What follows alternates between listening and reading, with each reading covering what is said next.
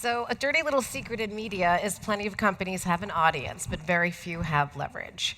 I hear the word community used so many times in wrong context. As I say, a community is not a one-time event. It's not an email list. It's a 365, 247 experience. This is why I'm really excited to have Fabricio Drumond, who is the CEO of RAFA Media, join us today. So join me in welcoming Fabricio. Thank you, Heather.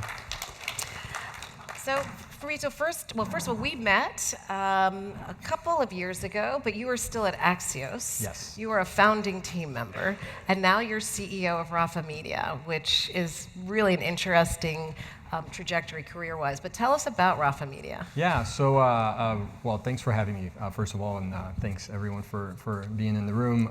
So RAFA Media, we're a media holding group that owns several brands in motorsports. Our biggest one is The Race. The Race is the world's largest independent publisher covering Formula One.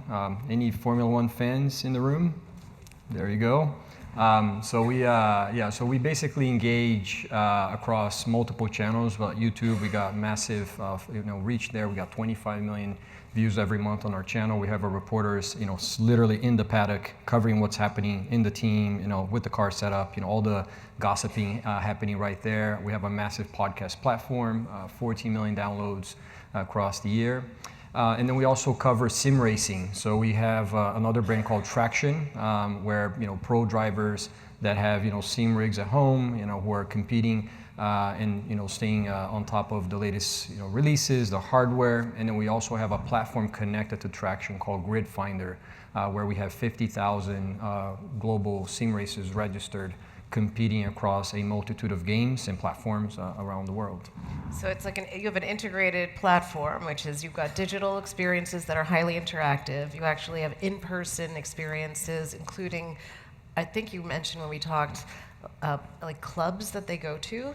Yeah, so part of the larger RAFA ecosystem, we have a racing club. So think of like Soho House meets motorsports. We have our first club based in Houston, actually. That's right.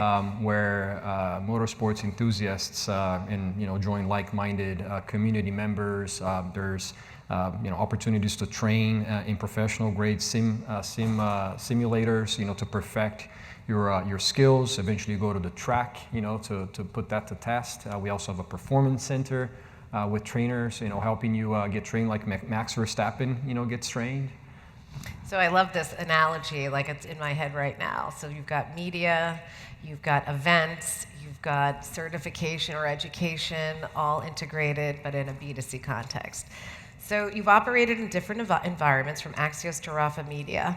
But when you step back, what's the through line in how you build around passionate audiences, and what do too many media companies still get wrong about this? I've always thought about, you have to, in media, I think you have to always go from audience to building a relationship. And I think with Axios, it was essentially building habit, right? We had, we probably built one of the best, portfolios of newsletters in digital media, right? So you go from high trust, high habit newsletter to establishing a relationship with an influential audience across the United States and around the world, and then brands will follow. I think with RAFA Media, particularly with The Race, we're trying to focus on something probably a little stronger, which is passion and fandom. Like this F1 phenomena, it won't stop growing. It will continue to grow. If you look at, there's a fan survey, that was published last year. The United States now is the biggest fandom market outside of China around the world, following the sport. So we're really going after that phenomena to equip this audience with the news and the insights, going from the drivers, from the teams, the culture, the lifestyle surrounding the sport. And I think once you establish that relationship and that trust, you then start to build community. Because I think it's hard to monetize audience by itself. I think where we are right now, I heard this thing in Cannes 2 years ago, where niche is the new mass. And that's really where I see the business thriving and succeeding, is you really need to command the niche that you operate. Because it's becoming harder and harder for brands in the sea of noise, that we see across social platforms and websites and our busy lives, to really command control of those communities. So I think that's the piece that we all need to be focused. And I think sometimes where, brands may get it wrong is that they focus on audience and they chase, clicks, and they optimize, how to get more clicks out of it. And essentially it just over time, you just see that monetization fades, right? I think the ones that really thrive and succeed are the ones that really own that audience and build that community and build this thing around shared identity. And then you just have response. So even with that niche, like what you're talking about is, with like racing, that's the broad vertical, right, or the horizontal. But you have niche communities within that because you're using data to identify like passions and. Yeah, I mean multiple layers, right? You have, in Formula One, you have anyone from, what I would call, and brands would work with us, key opinion formers. These are influential people, that brands are trying to influence and shape opinion. And they might be reading the New York Times, they might be reading Axios, they might be reading the Wall Street Journal, but they also have a passion for F1. So that creates an opportunity for those same brands to also connect with them when they're actually engaging with the sport they love. Mm-hmm. Fastest growing fan base right now is Gen Z women. So you can think of how many brands, want to reach this extremely influential and growing audience segment. We're chasing them and making sure that we have content and touch points to bring them into the ecosystem. So are you saying Gen Z women is the fastest growing fandom for Formula One? It is, yes. Wow. The fastest. Go Gen Z. All right. And I have a 13-year-old daughter at home who is a diehard Leclerc, a diehard Hamilton fan. Yeah, wow. I see it happening in my house. I would have thought it would be the boys, obviously, but that's my Gen X mind working here. Okay, so everyone loves the word flywheel, but most so-called flywheels are just a pile of disconnected products. What is RAFA's actual flywheel? You explained it in your introduction, but how do we really connect content, community, and commerce to continue to reinforce one another and not just in these one-off spurts? The way I think about flywheel, I think for us and for any media company in general, I think you start by creating high quality, passion-led content, and then you focus on getting that content distributed across as many platforms as you can possibly can. I'm a big believer in the collective power of a read, watch, listen experience for your content. So replicating that makes all the difference. Then you want to watch repeat behavior, right? You start to get that audience to come back to all those touch points, and then you start focusing on building that direct relationship, building that community that I was mentioning at the start, to then start layering in monetization. And the way I think about monetization, at least in our ecosystem, is you essentially have partnerships through sponsors, experiences, through events, and then subscriptions, through we have a product called Members Club. And once you get that done, then I think it's about, you have to kind of go back up the chain and looking at all the data that you can actually capture along that journey to then feed that back into the content. How can you improve content distribution? How can you improve your content to power the whole thing? And then the other piece that I would add is thinking about how can each layer power the next. So in our case, our YouTube channel is our strongest presence. So how can that propel our podcast where we're building habit? So I'd say YouTube is building awareness, the podcasts are building habit. People are coming to us every single week to listen to what we're publishing. Events, which is something that we're planning to expand a lot more into this year. We're hosting events around the races. And so this year we're doing Miami Grand Prix, Austin, Vegas. We're in conversations to activate around Monaco, the British Grand Prix in Silverstone. So that allows you to deepen the relationship with your audience. I think subscription is one element where you build a recurring relationship and recurring revenue streams with your audience, and then sponsorships allows you to just go back and just monetize that entire ecosystem. So I think that's really interesting, the part where you talked about what YouTube was functioning for, its role, and then the podcast, how that's becoming really important to the repetitive listen. I always get surprised. I've said a few times we have a podcast called The Revenue Room, and I actually kind of always think about it very episodically. But then, but people subscribe to it, surprising to me, and they're like, "Oh, I just heard your podcast with Fabricio." I'm like, "Well, I didn't promote that yet," but it's because they subscribe. It's actually a really incredible way to I didn't expect that. It was a real surprise to me. So, and you have young people who really, really like podcasts.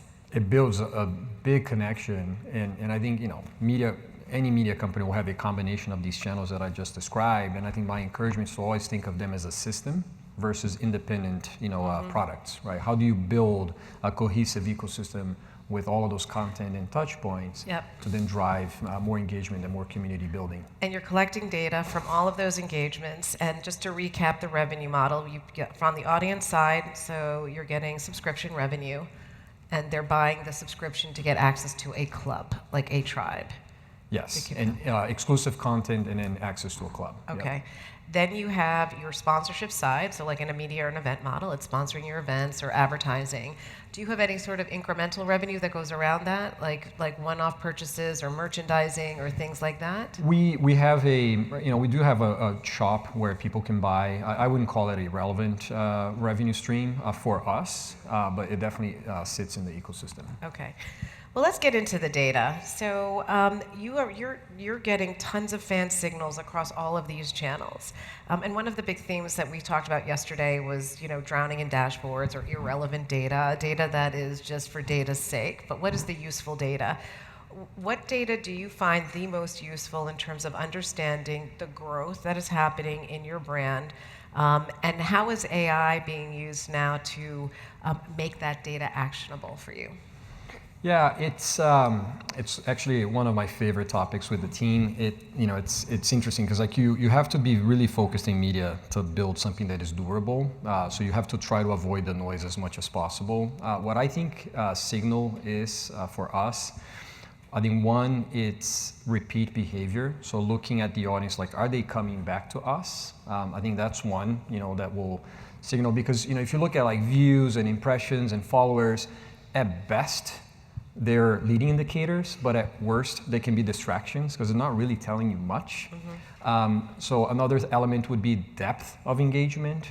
So how often are you coming back? What else are you consuming information in the ecosystem? Really understanding. Another one that we try to look for is conversion moments. Are you subscribing to something that we're asking you to subscribe? Are you attending events that we're inviting you to attend? Are you purchasing things? And so forth. So I think if you look for those, elements, and then the last piece I would add would be like cross-channel engagement. Understanding like, is this particular user navigating across the entire ecosystem? Those are great signals that you're doing your job well. On the AI front, I think if you're doing those things and looking for those data points, the thing about AI that I've been spending a lot of time thinking about right now is, I think you first need to step back and understand, am I set up to succeed with AI powering my business? So things like, do I have a clean data set in place? Do I have well-defined feedback loops in place? Do I have the ability to test and iterate quickly? Because if you can answer yes to those questions, I think it's better to first get the structure right. Because when you layer AI on top of it, it's just going to amplify your problem. And I think if you can get that structure correctly and you really understand the data set that you need to have in place so that AI can come in and extract all the value, it will make your life a lot easier versus amplifying an already real problem that you're dealing with the business. Are there any specific areas where you're using AI right now, whether it's to the three themes we have here, GTM operational efficiency or AI in product to improve the customer experience? Or are you even thinking about licensing your data?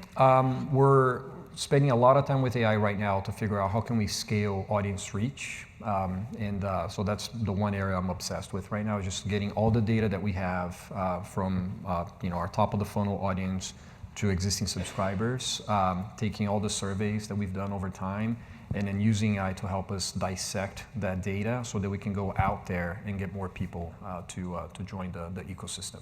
So utilizing the data to understand the current audience and what those traits look like, and then utilizing that to go out to expand into what, I hate to use an old term, but like a lookalike audience. So let's go out and market to them. Yep, lookalike audiences, making sure that the product features that we have in place are well positioned. To that, because of the preferences you understand. Yeah, because you want to, we're in a place, you go back to growth marketing for media companies 5 years ago, you would still rely on data. You would have a team of probably 5 growth marketers, part of your team, dissecting the data sets and trying to optimize, your cost per acquisition, your conversion, your churn. I think AI right now just makes that workflow so much more effective. So I think it's just like you have to be obsessed now with capturing the right amount of data so that AI can really inform you and where to go next. All right, my last question is, 3 years from now, what will separate the media companies who build compounding audience businesses from the ones that are still chasing traffic, talking about AI, and wondering why growth feels harder every year? So the winners from the losers. Yeah, I mean, I think it kind of goes back to what we were talking about, structuring systems. I think it's the businesses that are really focused on building systems that learn. I think AI is empowering media companies in ways that we couldn't be empowered before.